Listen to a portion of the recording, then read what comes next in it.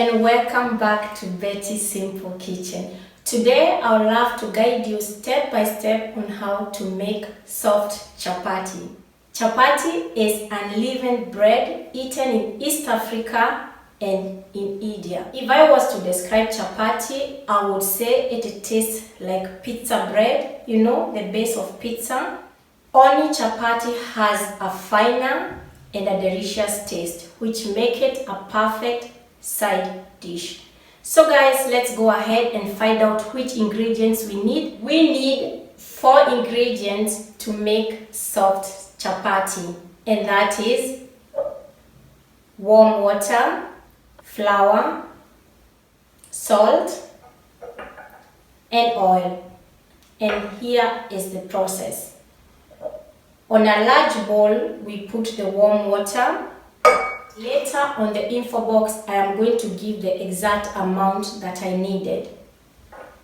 Add the salt. And now we are going to add the flour slowly. I like kneading chapati using my hands because that way I can know when the dough has reached the consistency that I want.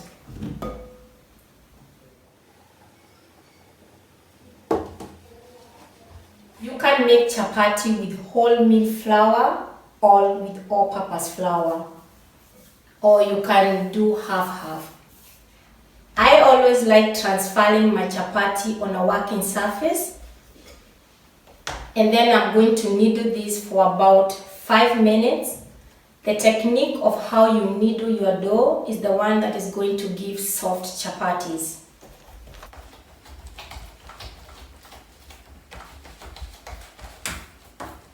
This is the process that a lot of people skip, but this is the key for soft chapatis.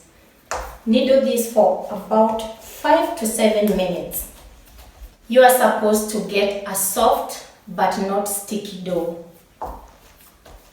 Things are looking good, but continue kneading.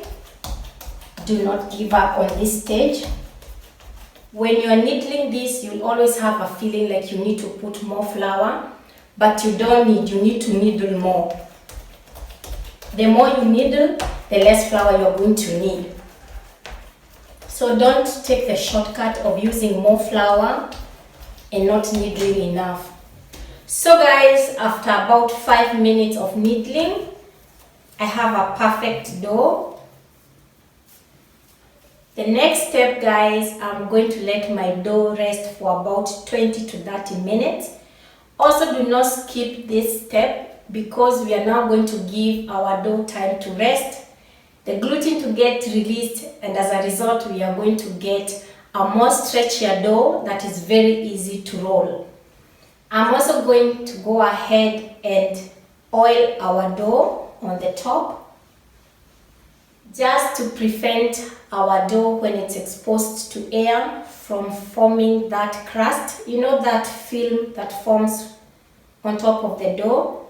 And then you can also go ahead and cover it with a plastic foil or with a kitchen towel. See you guys in about 20 minutes.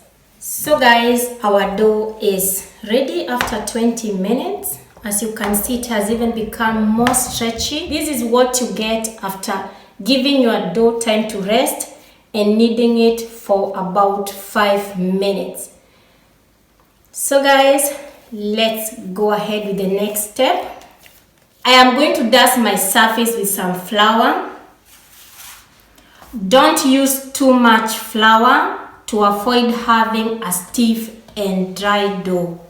So guys, since today I'm going for layered chapati, I am going to roll my dough in a big circle. As you can see, my dough is very elastic and it's very easy to roll. This method works perfectly for me and I find it to be the easiest. It doesn't have to be a perfect circle at this stage. Then I'm going to oil my big circle. And then I'm going to start cutting my dough to form some ropes. The size depends with the thickness you're going for. I'm going to make a rope.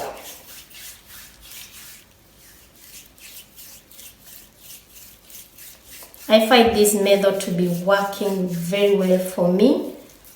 You see, I have formed a rope. It looks like a snake. And then on a spiral twist, I am going to form a ball. This spiral twist and the use of oil is the one that is going to give us layered chapatis. To do this until everything is done, and then I'm going to show you the next step, guys. So guys, I am done preparing all my balls. The next step is to roll them into a circle. Chapatis are circular. Making a circle is always a challenge for me. I always tend to make them more rectangular, but this part is more for the presentation. I hope you can make a better circle than mine. As you are rolling them, just keep them in mind. When we are cooking them, they try to shrink a little bit, but that is quite normal. I just want to quickly show you the thickness. That's how I love them. I don't like them when they are super thick. And I also find that they cook faster when they are not so thick. So guys, I'm going to go ahead and show you how I cook my chapatis. You put your chapati on a preheated pan, and then you give it a few seconds before disturbing it. And when you find that some bubbles are forming, yes, like that, and the other side is browning, you flip it. And then I'm going to oil this side with a thin layer of oil. And then the other side is also cooking. So I'm going to flip this and let it cook. And then I'm also going to oil this side with a thin layer of oil. So we cook chapati on both sides. And we also oil them on both sides. And flip this side, and then I'm going to cook the other side.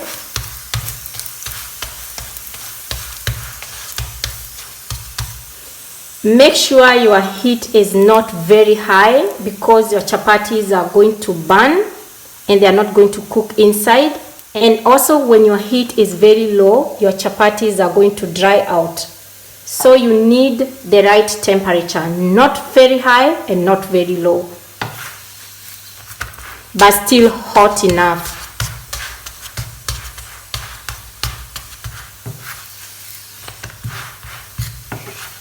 So I've reached my desired brownness. That's how I love my chapatis. And I'm going to put this one aside.